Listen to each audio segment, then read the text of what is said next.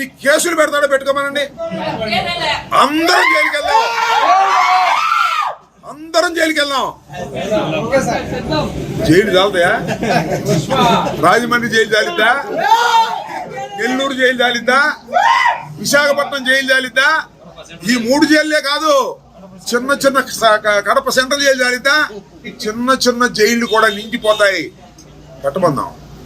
అదే మన స్టాండ్ అని కూడా ఈ సందర్భంగా నేను మనవి చేస్తున్నాను. ఫాల్స్ కేసులు పెట్టి జైల్లో వేయదలుచుకుంటే వైఎస్ఆర్ సిపి కార్యకర్తలు, నాయకులు అందరూ సిద్ధంగా ఉండి అవసరమైతే కేసులు పెట్టుకోండి, జైల్లో పెట్టుకోండి అని జైలు భరో కార్యక్రమానికి కూడా సిద్ధం కావాల్సినటువంటి పరిస్థితులు ఉన్నాయని కూడా ఈ సందర్భంగా మనవి చేస్తున్నాం. ఒక రాక్షస పాలన జరుగుతూ ఉంది, లోకేష్ నాయకత్వంలో జరుగుతూ ఉంది. రెడ్ బుక్లు పెట్టి ఈ రాజ్యాంగాన్ని నడుపుతా ఉన్నారు. ఆ రెడ్ బుక్ గురించి భయపడవలసిన అవసరం లేదు అని కూడా ఈ సందర్భంగా చెప్తున్నా.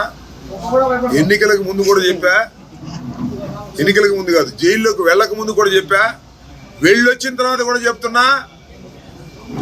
లోకేష్ రెడ్ బుక్ మన కుక్కలు కూడా లెక్క చేయవనేది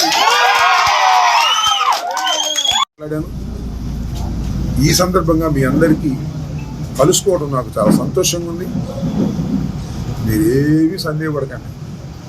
3 సంవత్సరాల తర్వాత వచ్చేది జగన్మోహన్ రెడ్డి గారే ఈ రాష్ట్రానికి ముఖ్యమంత్రి.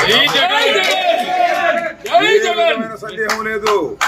2 సంవత్సరాలకే నిర్ణయం అయిపోయింది. ఇంకా 3 సంవత్సరాలు ఉన్నా కూడా ప్రజా వ్యతిరేకత ఈ ప్రభుత్వం మీద విపరీతంగా పెరిగిపోతుంది.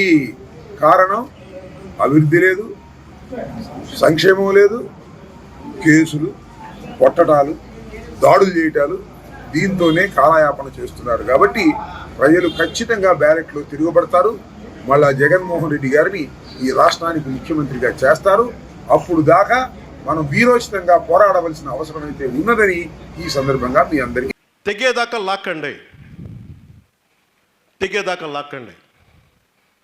సహనం ఎంత ఉందో ఈ ప్రభుత్వానికి, తెగింపు కూడా దానికి 10 ఎక్కువ ఉంటుంది. గుర్తుపెట్టుకోండి. అధికారంలో ఉన్నాం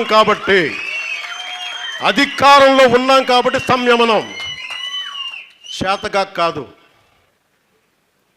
పోలీసు అధికారులు కూడా చెప్తున్నాను, డీజీపీ గారికి కూడా చెప్తున్నాను, ప్రజల ఆవేదనను మీకు తీసుకొస్తున్నాను.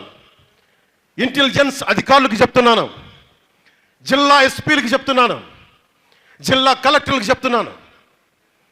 లా అండ్ ఆర్డర్ చాలా కీలకమైంది, అభివృద్ధికి చాలా కీలకం. దయచేసి దీన్ని మర్చిపోకండి. 10 సార్లు దీన్ని చెప్పించుకోకండి మా చేత. మా బంధువండి, మా రక్తం అండి అంటే మడత పెట్టి కొట్టండి వాళ్ళని తప్పులు చేస్తే.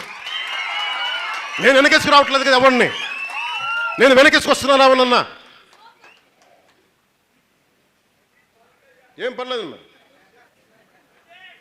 మీ ఇంట్లో నువ్వు అక్కడ నీ అక్కను నీ తల్లిని రక్షించుకోవాలి కదా నాన్న. ఎంత నిస్సహాయత. హోమ్ మినిస్టర్ అనిత గారు కూడా చెప్తా ఉన్నాను, మీరు మంత్రి, మీరు హోమ్ మినిస్టర్, నేను పంచాయతీరాజ్ శాఖ మంత్రిని, నేను అటవీ శాఖ మంత్రిని, పర్యావరణ శాఖ మంత్రిని, హోం మంత్రి శాఖ మీరు బాధ్యత వహించండి. నేను హోంశాఖ తీసుకున్న పరిస్థితులు వేరుగా ఉంటాయి, గుర్తుపెట్టుకోండి.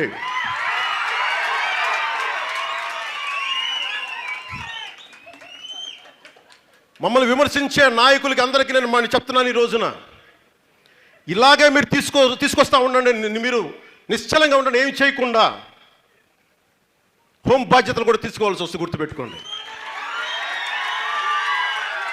అందరూ బాగుండాలని కోరుకుంటాం, అందరూ బాగుండాలని కోరుకుంటాం, అందరూ బాగుండాలని కోరుకుంటాం.